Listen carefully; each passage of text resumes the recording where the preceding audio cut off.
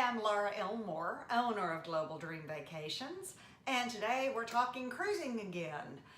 We already did a video previously on the basics of selecting a cruise, selecting the right cruise line, selecting the right itinerary, selecting the right ship, and then choosing the room and the best location for that room. So now that you've got the ship and the room and the deposit down, you're done, right? No, not yet. We've got a few more things that will be helpful for you as you get prepared to take this trip so that you can enjoy it to the maximum. So that once you go on vacation, it's going to be as seamless and effortless as possible and make the best memories for you. Now, first and foremost, how are you getting to the cruise ship? Unless you happen to live in a cruise ship city, you're going to have to get there somehow. Now, maybe you live close enough that driving is possible, and some people do. And I recommend, if you're going to be driving to a cruise port, double check the parking options that are available there. Be sure that they do have parking. And if you're traveling at peak season, think spring break, holidays, Thanksgiving, Christmas, then think about checking to see if that parking can be reserved in advance. I can't think of anything worse than having driven to get to the port and then had the rude awakening that you were going to have to really look for a place to park. Just a little bit of advanced planning can avoid that. Now, in many cases, people are flying to the cruise ship, and there's a couple of hints that I have related to that. First off, consider traveling to the cruise port city the day before the cruise leaves. Here's why. Most cruise ships, well, all cruise ships, are going to have a deadline of when you have to be checked in and on the ship. And that can vary from 2 o'clock in the afternoon to 4 o'clock in the afternoon, but typically it's an afternoon arrival time that you must fit, which means your flight needs to get in at least an hour and a half before that. Now, let's face it, flight delays, flight cancellations happen. Things happen when you're flying that delay your arrival. And the last thing you want is to be standing on the pier waving goodbye to your ship because your flight was delayed and you didn't get there in time. Because I'll give you a little hint. The cruise ship's not going to wait. So consider going in the day before. That way, A, you have more choice of flight times. You can do an afternoon flight or an evening flight and be more flexible on the time that you arrive to the cruise ship city. The other option, the other consideration is you're going to be more relaxed. You're not going to be holding your breath, wondering if you're going to get there in time. You're going to be there, you're going to be relaxed, hopefully get a good night's sleep, be able to get up the morning of the cruise and be relaxed in getting to the ship because your vacation really began yesterday. Think about it. Now, in arriving at the cruise ship, if you're flying, another hint. That means you're probably flying home. If you're flying home from the cruise, check with the cruise line, but in almost every case, they don't want you on a flight before 11:30, 12 o'clock in the morning. Now, yes, I know your cruise documents say that your arrival in your final port is 6 a.m., 7 a.m. Here's the rest of the story. A, they have to clear customs for the ship. B, you have to get your luggage off the ship. C, you've got to clear customs and then be off the ship, get to the airport, and be there at least over an hour before your flight time departs. Suddenly, as you start backing that up, especially if for any reason there's a delay in arriving in port, Maybe there was a weather issue coming into port. Maybe there was another ship that was there in their docking spot and they had to wait for it to pull out. I've had it happen more than once on different cruises, so just a suggestion, don't leave the cruise city before noon, even if it means you're going to end up sitting at the airport having a cup of coffee or a beer. That's better than having missed your flight because something delayed you're getting off that ship. Now, we've got you on got the ship chosen. We've gotten you to the cruise port. Now, if you're arriving the day before, get a hotel arranged pretty far in advance, especially, again, if you're traveling at peak season, during spring break, during the holidays in particular. Plan ahead. Don't wait till the last minute. If you need a hotel stay the night before the cruise, most cruise port cities have a multitude of hotel options. If you're driving, some of them include parking for 7 nights, complimentary with your stay in the hotel the night before the cruise. If you're driving, look into that, because that alone may be enough to pay for that night in the hotel versus paying to park at the pier. Get that hotel reserved and then be relaxed that that's one less thing to consider. All right, third, ground transportation. Now, I'll let you in on a little hint. I've never found a cruise ship pier yet that was right next door to an airport or connected. They usually are a little distance away, and so you're gonna need to get from the airport to the cruise pier. So how are you gonna do that? Well, there's several options.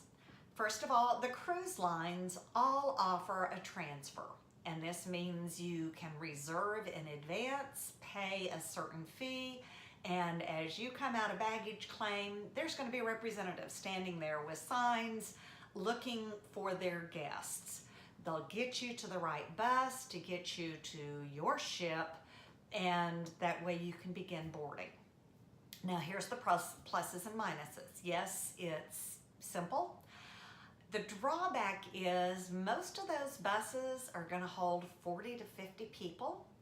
And if you're only one of a dozen people that got in on your airplane, you may be waiting a while before that bus departs. The other thing is that when that bus does arrive at the cruise pier, you're going to be one of 50 people getting off the bus and trying to get into the ship all at the same time. So there's another option to consider, and that's a private transfer. This means that you can coordinate with a transfer company. Your travel agent can help you with this detail of having a driver that is there waiting for you. It's comfortable, it's convenient, there's no waiting because they have been monitoring flight arrivals and they're going to be there when you walk out of the airport door and waiting to take you directly to your ship. Very convenient. Yes, it may be a little more costly, especially if you've only got 2 or 3 people in your party. But again, another little tip, if you've got more than 3 of you traveling together, 2 or 3 couples or a larger group, in most cases, a private transfer is going to be more cost effective too. And it means you're arriving at the cruise pier most likely apart from that great big bus full of people, and that means getting through things a little bit quicker so you're on board that ship enjoying it a little faster. Now, another option for getting from the airport to the ship is to use a car service, Uber, Lyft, or get a taxi. Now, pros and cons on that, especially if there's more than 2 of you traveling together, it may be a little more difficult to get the right size car to hold you and your luggage. So, pros and cons both ways. Again, Your travel agent can help you in making the right choice that's going to be fitting with what your desires are for this trip and your budget. Now, we've got you with the cruise ship, we've got you at the pier.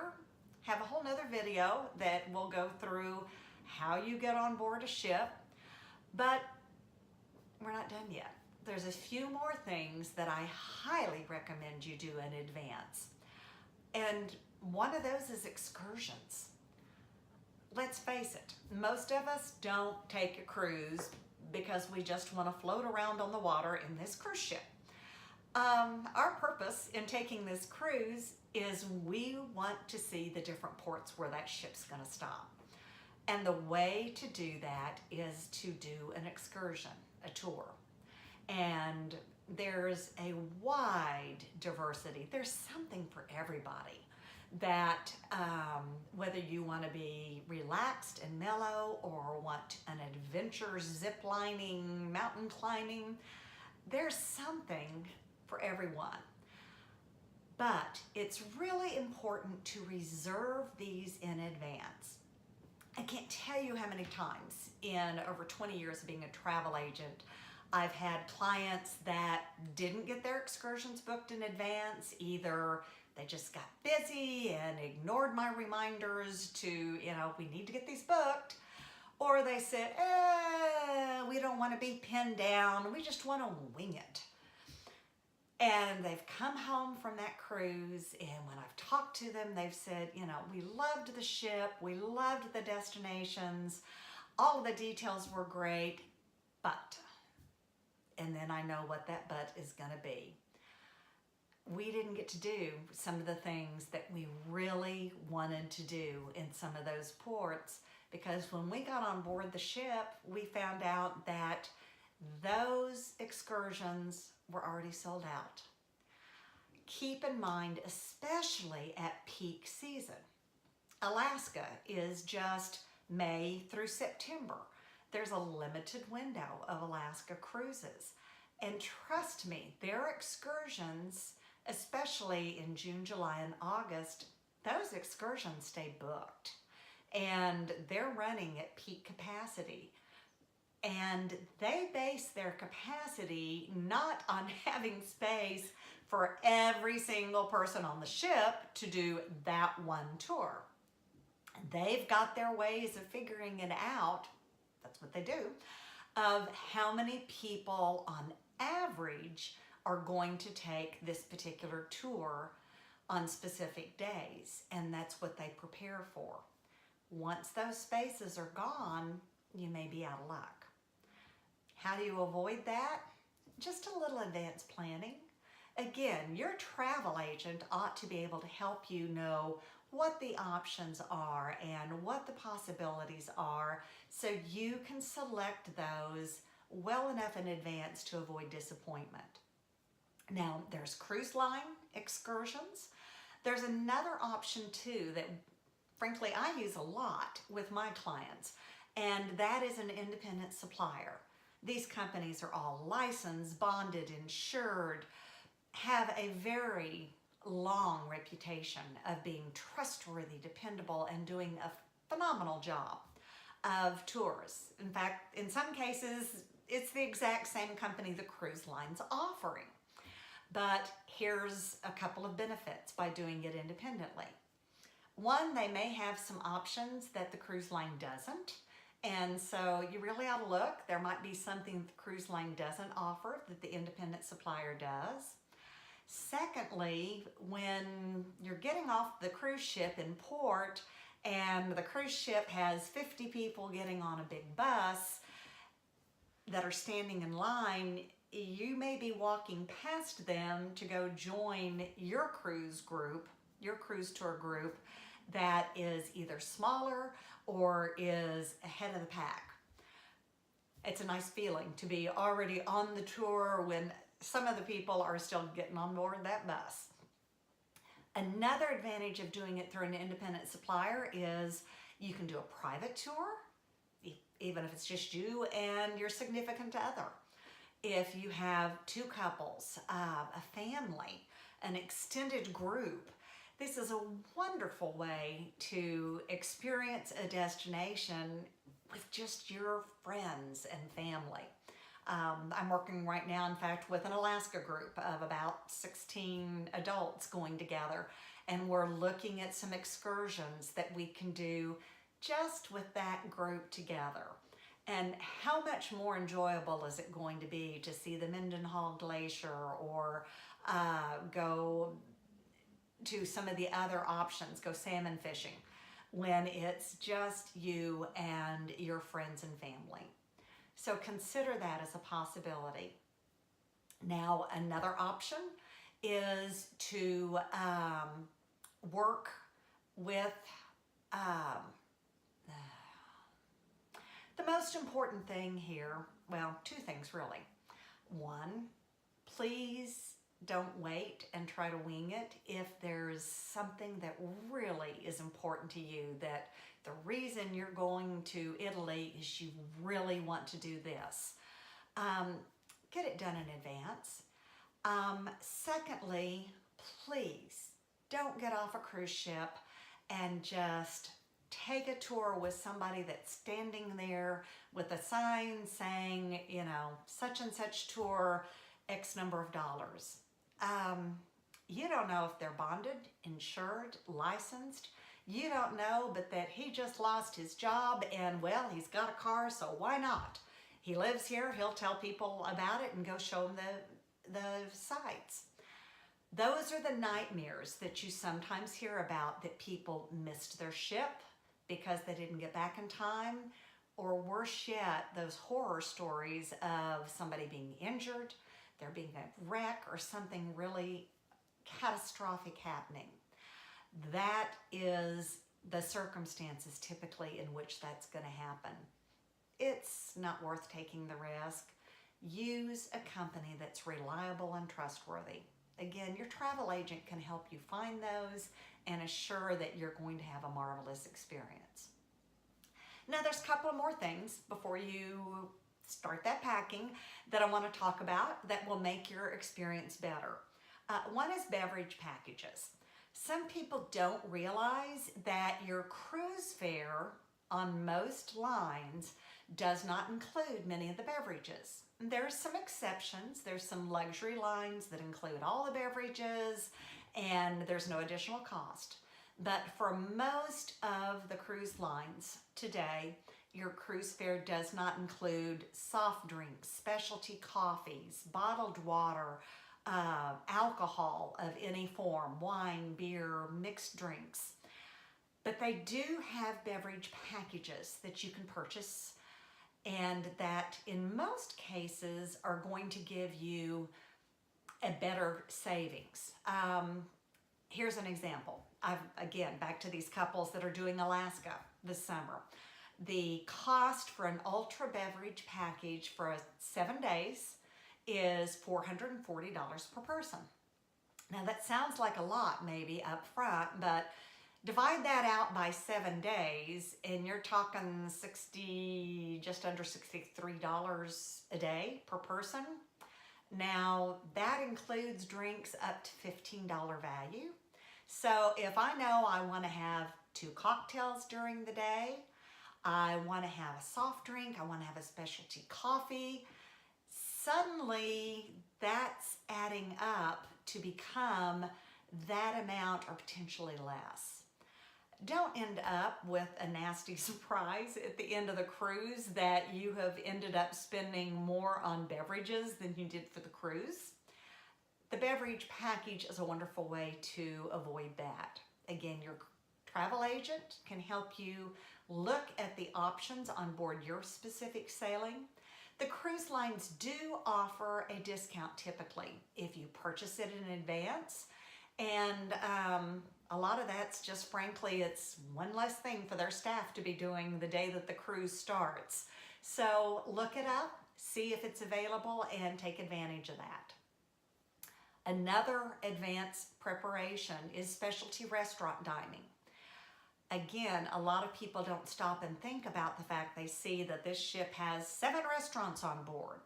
Well, only the buffet and the grill and the main dining room are included in the cruise fare. The other 4 restaurants may be specialty restaurants, and that means they have limited seating and they charge a surcharge. Now, that surcharge can range from $5 to $50 a person for the meal. And in almost every case, the experience, the dining that you're going to have it's an incredible value at the surcharge that they are approaching it with. However, you need to know that before you walk in the door of that restaurant. Also, because they do have limited seating and they are so popular, in some cases in peak season, those restaurants may reserve up very quickly. Now, not all cruise lines let you reserve dining in advance. Some do. Again, check with your travel agent or with the cruise line that you're sailing with. See if it's possible, especially if you have some kind of a special celebration, a birthday, anniversary. This group I'm doing with Alaska, we're celebrating a retirement for somebody. If you want to have that and be assured that it's going to be available on the day that you prefer, look into getting that reserved in advance. The last thing that I'd suggest you consider in advance is spa reservations. Again, a little known fact, quite often on embarkation day, the day that the cruise boards and gets ready to sail, because the spa is not busy, a lot of times they offer discounted options. Look into it. If you like to go to the spa, you may save a little money and have less crowding. The flip side of that is on a sea day. That's a day that you don't stop in a port. You're literally at sea all day. Those days are the most heavily booked for a spa because, hey, we're all on board the ship all day long. This is a good thing to do. So again, if your ship allows it and you really want to get that massage or that facial during a sea day, see if you can reserve it in advance and avoid A, standing in line to get the reservation, or B, having the disappointment that it's not available when you want it. Those are just a few of my tips to try to prepare in advance so that once your bags are packed and you're ready to go, you are relaxed and you have everything in place so that this is going to be a memorable and enjoyable vacation for you. I'm Laura Elmore with Global Dream Vacations. Check out some of our other videos and we'd love to help you with your travels.